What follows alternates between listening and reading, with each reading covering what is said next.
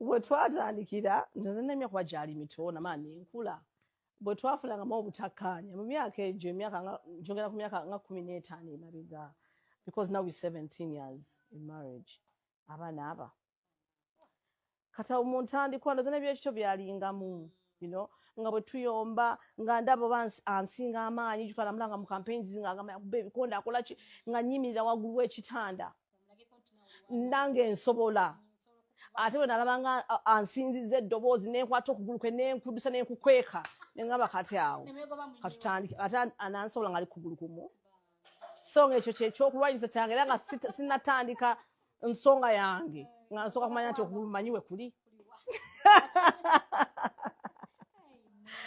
so tebibulamu naye ndowooza byali mukyala wa Lord Mayor omulonde mukyala wa mukulu engineer bali mwezo wabula interview eyo teyasanyusizza abantu era bavuddeyo ne bagamba nti nedda mbu mukyala Lord Mayor Erias Lukwago teri yali amulabyeko mu interview mbona atandikidde mu speed ya yiriyiri era ne bamulabula yeewumuzeeko nga bw'obimanyi abaana balina ebigambo byabwe bamugambye Naalongo sooka weewumuzeemuko nti ebyo by'otandise mbu tebijja kukola nze mbaawo kubanga gakutuusaako ate bambi kitalo nnyo omwana muwala ekifaananyi kyolaba ekyo abadde ayitibwa Joy y'omu ku abo abasatu abafiiridde mu kabenje ekiwoko nga badde eno e Kampala kigambibwa nti motoka mwabadde batambulira mu kiko kya drone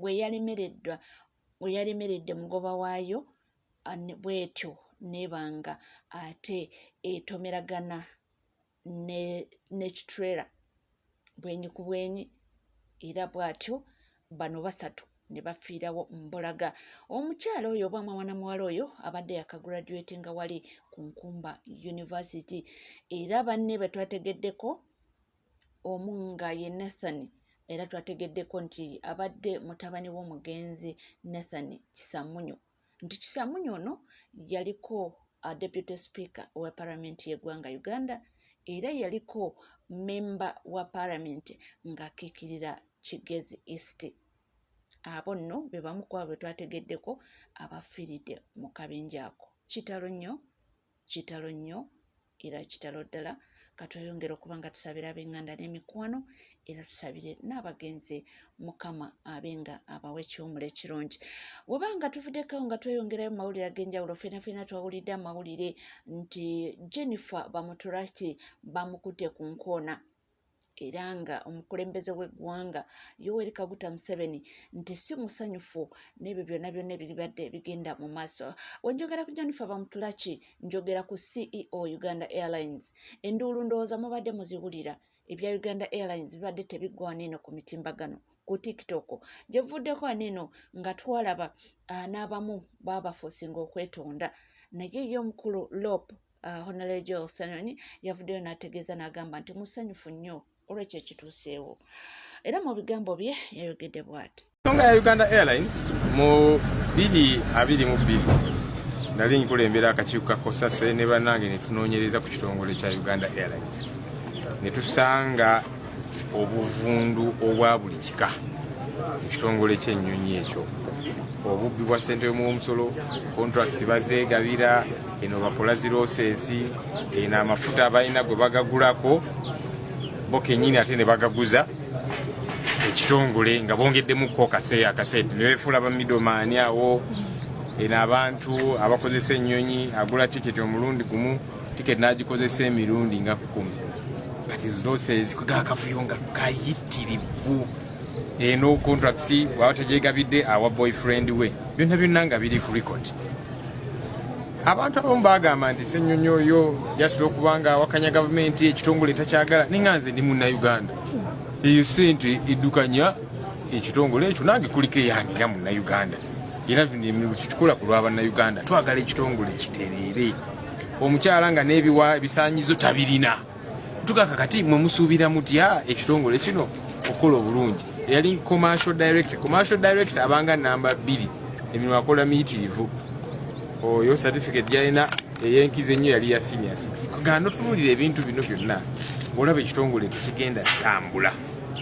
Eno ripooti mujjukira ne bagiremesa neŋŋamba sipiika tutuukiriza obuvunaanyizibwa bwaffe gwe ensonga oginamu interest ki ripooti kangisome kale ababaka bagigaane oba ki naye tugisome naye ng'olaba waliwo okuziyiza ensonga zino zonna okuvaayo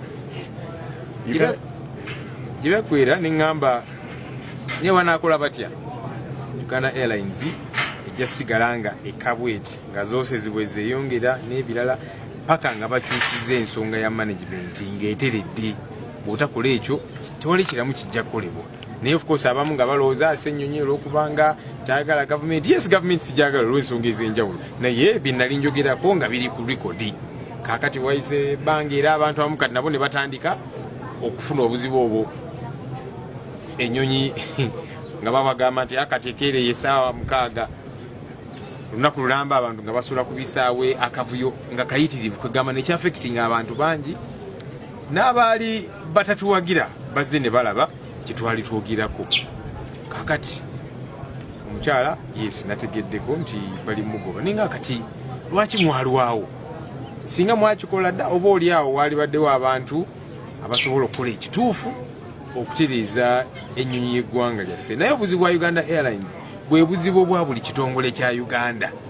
Bateekamu abantu baabwe atali qualified atalina bisaanyizo mwana wagundi ne bamuteekayo ebyokukola tabimanyi obabba ssente omusolo tebajja kukwatibwako. Bannayuganda bwe boogerako nti mwe just mutuwalana n'ebirala kyovuddola ebitongole bya gavumenti byonna ebisinga birina ebizibu byebimu. Era omukyalo ono bamutulaki we mujjukira bulungi bwe baali bagezaako okumutunya yali mukambwemuko natuuka n'okujjukiza bano abaali bamusoya kajojjoji w'ebibuuzo n'abagamba nti omulimu ogwo okubeera CEO Uganda Airlines nti Pulezidenti Yoweri Kaguta Museveni yagumuwanga kirabo.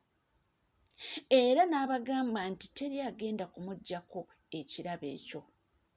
Yagamba eyo gifuti ye nti gifuti eno Pulezidenti Museveni ye yagimuwa ey'okubeera CEO. Era n'abajjukiza nti mwenna teri agenda kunziggyako gifuti yange eno. Twategeerako mbu taata w'omukyalo ono mbu y'omu ku abo abaalwana baazirwana. So ndowooza oba mbu oba taata teyasimatuka bintu bwe bityo. Kakati mbu omwana ne bamuwanga ekirabo kumuwa ogufu ogunene ogwo kirabo. Era omukyala ye kennyini yakyeyogerera ekigambo ekyo mu mawulire. Naye gye biggweredde ng'ebintu biganye ndowooza oli n'atuuka gye yatuuka n'agamba nti nedda. Ate nakigambibwa nti omukyala kennyini ono Jennifer Bamutulaki era waliwo omulimu omulala nagwo gwe yalimu. Era nagyo ebintu tebyatambula bulungi. Era nayo ne kigaana. So kiba kitegeeza nti oli mugabi w'ebirabo agezezzaako ndowooza okumuwa ebirabo ebiwererako ddala naye nga bituuka ne bimulemerera. Ndowooza awo nno we tuli. Nga tweyongerayo era nga tugenda mu maaso n'amawulire ag'enjawulo waliwo amawulire ate ge tufunye nti Justin Nammere oluvannyuma lw'okuba nga bamulangirira nga omuwanguzi nga yajje Honorable Rose obuwanguzi bwe mu ngalo mbu okusinziira ku mawulire agaliwo nga omukyala Rosemary Seninde mbu yategeezezza nti ebigambo byonna ebyogerwa Justin Nammere mbu bya bulimba. Era mbu Pulezidenti Yoweri Kaguta Museveni yagambye nti eky'okugamba mbu ye yagamba mbu baddemu okubala akalulu e Masaka nti kya bulimba takyogerangako era ye abiwulira naye biwulire. Nammere bikyagenda mu maaso oluvannyuma lwa Pulezidenti Museveni okubyegaana eby'okuddamu okubala akalulu k'e Masaka ng'ayita mu mukwanyaganya w'ekibiina kya NRM omukyala Rosemary Seninde agamba bye bagenda bamwogerako mbu ye yasalawo okuddamu okubala akalulu k'e Masaka bamusiba ku matu ga mbuzi kumuliisa ngo. Kitegeeza ki? Twaliddamu okulaba omuwanguzi eyasooka ng'addiziddwa obuwanguzi bwe. abantu b'e Masaka balirwedde okwekalakasa okuva ekyabakuza gyava mpaka kwerokamu e Masaka nga bakuba enduulu bawakanya eby'omulamuzi Asiimwe bye yasazeewo nabba obuwanguzi bw'omuntu gwe baasooka okulonda mu kalulu k'e Masaka. Are we together? Luno lunaggwa tuvuddewo nga tweyongerayo mawulire ag'enjawulo fena tumanye nti waliwo munnayuganda essaawa ya kakati munnange tetumanyi kinaddako omukyala Vicky agambibwa okuba nga yatta boosi we omunansi wa Syria. Naye kintu kingi nnyo oba bintu bingi nnyo ebyewuunyisa mu kufa kw'omukyalo ono nti ebibuuzo bingi ne ansa ntini kubanga waliwo obutambi essaawa ya kakati obutambula nga bulaga nti abantu bano baalinga tewaliwo nti oyinza okugamba nti oba boosi oba yali abonyaabonya omukyalo ono. Anyway, ebyo tosobola kumanya ebibeera mu nyumba, naye waliwo tubalabyeko mu butambi obw'enjawulo ng'atambula naye mu mmotoka ng'amubeerako nnyo era ng'obalaba bajookinga ne Vicky ng'aseka. Naye ono yavuddeyo n'agamba nti teri kumuttira ku liiso era mbu tagenda kwogeramu ebyo mwagala okuwulira era ye yagambye nti tagenda muwolereza mbu kimugwanidde. Nze sigenda kwogera bye mwagala kuwulira era gwe alowooza nti buli kimu tulina kinoonyezaamu simpase vidiyo giyiteko buyisi. Omuwala yasse mukama we naye bagenda kumutta. Buli mulimu nampeera mulemye okweyisa obulungi ku kyeyo olw'okuba mwafuna ababayita abaana ogukazi ogukulu n'ogusajja ogukulu n'olaba nga gukola eby'ekijega. Bagenda ne bagawa emirimu ne gatandika okweyisa obubi ne gajjayo empisa embi ezitalina we zaali zibadde. Mukama we yakuleeta kulabirira mwana mukadde naye n'omutulugunya ng'olinga atakimanyi nti gwegwe omulimu ogukusasuza. Mutuli pulezenti nze bubi agayisa agakyafu.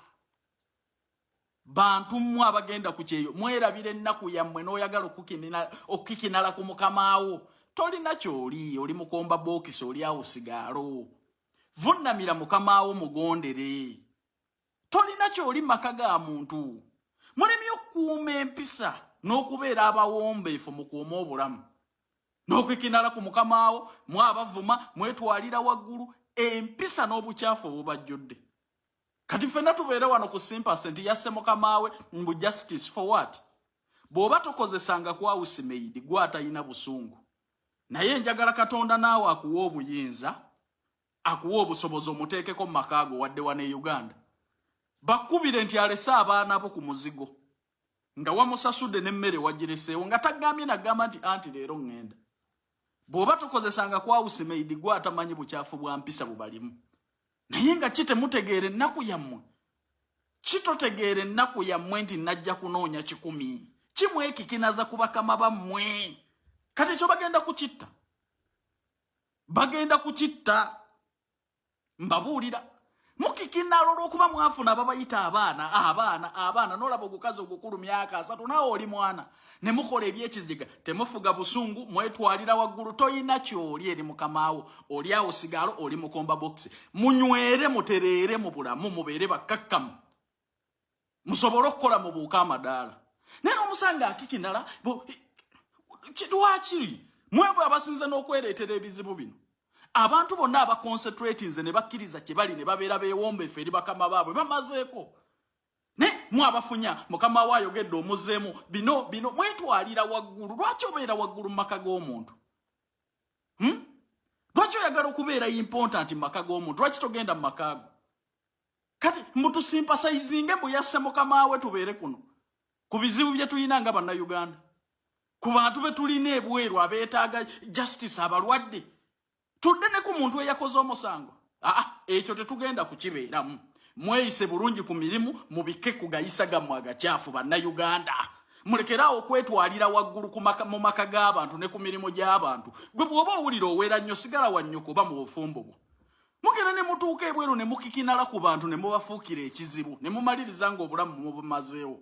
Biwulidde ye talina bigambo biwoomu eri mwana muwala Vicky. Ffenna tetumanyi ekituufu kye kiriwa era nga tetumanyi mu butuufu ekyabaddewo era nga omuntu ali ku mawanga awataliwo muntu nti oba ono y'ono basobola n'okufoosinga nti kkiriza ng'olina desperate bagamba nti kkiriza tujja kukuyamba oveeyo ng'oluusi bali be bakoze ekintu kyabwe nga balina ekigendererwa gwe nno ne bakulimbalimba kkiriza nti wakikoze kikuyambeko okuba ng'ovaayo mangu naye lwakuba nti era oba oliawo ng'oli desperate erina kiddako ogamba oba oliawo kamale gakkiriza teri amanyi ekituufu ekyabaddewo naye nga byonna byonna bigenda mu maaso ate mwagawulidde agajja ebbi Walusimbi yaliko katiikiro wa Buganda kakati bibino abaana si basanyufu yadde n'akamu mukyali awo Jebbi Walusimbi bano abayaye b'Emmengo yagenda okubeera the next vice president of Uganda. Basajja mwe bannage tuula ku vidiyo eno ogiwulirize. Twakava mu kalulu kano nga abaana Abaganda baakattibwa basukka almost 15,000 abali mu malwaliro tetubala abali mu makomera tetubala n'abatamanyikiddwako mayite tetubala abambalira ku nsiko naye omanyi kiki ekituusewo essaawa zino bwenjogerera kino olw'okuba nti Museveni akalulu kamutuddemu talina results zimulicognizing nti yawangudde olw'okuba nti Museveni akimanyi nti Kereziya Katolika yamuvaamu akimanyi nti Abaganda bamuvuddemu akoze fujjo mu kubba akalulu Abaganda mutuna kyamulinga Salambwa lya Nsenke n'amulwanyisa olwaleero Muganda mumanyi Museveni kyakoze Museveni olunaku lwaleero akungaanyiza Abaganda abali b'enkwe ne bamusinkana mu State House Entebbe n'akungaanya ebisajja ebiri by'enkwe bikitaffe mu nkwe ebisajja ebiganda ne musinkana mu State House Entebbe muli kategori zibaddeyo ebaddeyo abasajja bakulu mu Buganda bali b'enkwe ebaddeyo Inter-Religious Council abali b'enkwe babadde mu meeting essaawa zino